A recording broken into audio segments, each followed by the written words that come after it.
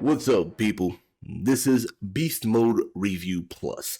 That's right, I already did my review for Gotham Knights, which you can check on Beastgamerkuma.com in the links below in the description, or wherever you're seeing this at, because I'm going to try to do this as quickly as possible since get my point out in 3 minutes or less. So, as you know, Gotham Knights been out for a minute now, and so far the reviews have been crapping on it.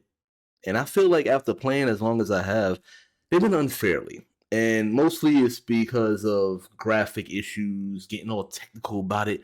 But I failed to see any of these reviewers point, even though, yes, it is an opinion, but at some point it feels like it's unfair and everybody's on this bandwagon to crap on this game. Gotham Knights, it's its own game. I understand people want to compare and contrast with the Arkham series, but you shouldn't. It's its own title, it's its own new story. It has nothing to do with the Arkham series, and the fact that hardly anybody really touched base on a co-op settings of this game is sad because under the surface, at first I was skeptical about it. I was a little bit wary, but as you progress through the game, it was like you cooking and you putting in the ingredients, and as you keep on progressing through the game, it gets better and better and better, especially with the skill trees as well. And since I'm playing with my comrade Damian Prince, we we're having a great time. The simple fact is that this game was really meant for co-op, and I understand some people was like, well, it should also be good as a single player, which it is also good as a single player game. And for those that saying that repetitive scenarios and stuff like that, Arkham series had the same repetitive crap too. You had to go around finding clues, Riddler challenges, going to the same buildings or fighting the same enemies. These games all have repetitiveness, but as long as it's done well, it's fine. Especially, yeah, I'm not gonna say this is a perfect game, but like I said, I give it a 4 out of 5 beastly paws because the simple fact is, excuse me, the simple fact is that it worked. Right? Yeah, there's some graphical issues, but some games do. But this game came out off the jump without that many issues at all. And some of the glitches are funny, but the game doesn't break down. I only had one scenario where it crashed, and that's about it.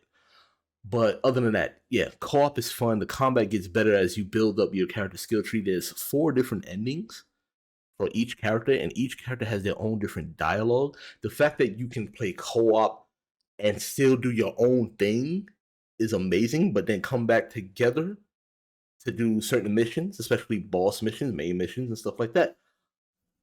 The only thing I would say is a bad thing, there is no cross progression. Like if you go back to your game, you are left off where you last played. Like for example, we're almost at the ending game of my friend's run. Now, when I go back to my game, I still got Talia al Ghul stuff to do. But besides the point, this game is fun. It hits the marker with the combat, the interesting enemies, the storyline is actually pretty good. And I like I said, I don't think the reviews are that fair, and people feel like they on this bandwagon trend to keep on dumping on this game for whatever reason. And I'm thinking that most of y'all are lonely because, like I said, a lot of y'all don't touch base on the co-op features of this game. This is what, to me, a Batman game should have been like. Yes, we had the Arkham series. He was solo. But then you had the multiplayer stuff too, where you can challenge each other and beat them up. But this time, this is a dynamic duo game, which Batman did have sidekicks and stuff like that.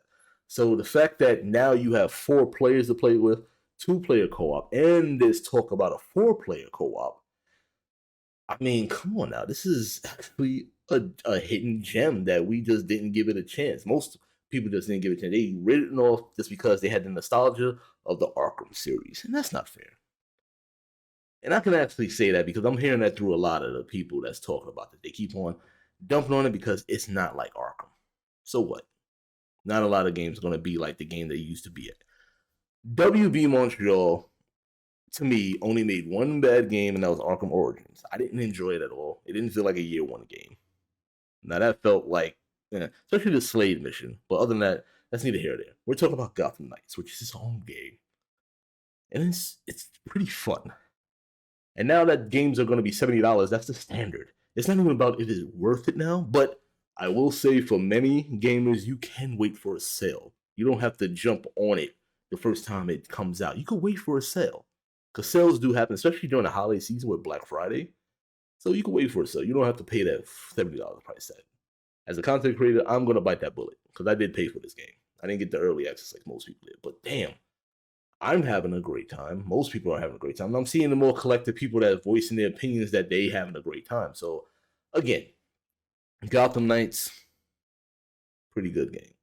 Damn good game, actually. More surprising than ever, especially with a new game plus feature. Come on, man.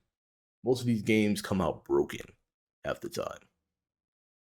Jesus. Well, that's my thoughts. I thought I could do this in 3 minutes or less, but that did not happen. Other than that, yo, thank you all for checking out what I was talking about. Please check out more of my streams where I'm going to be playing more Gotham Knights and plus the new Game Plus mode. And yo, real talk, don't jump.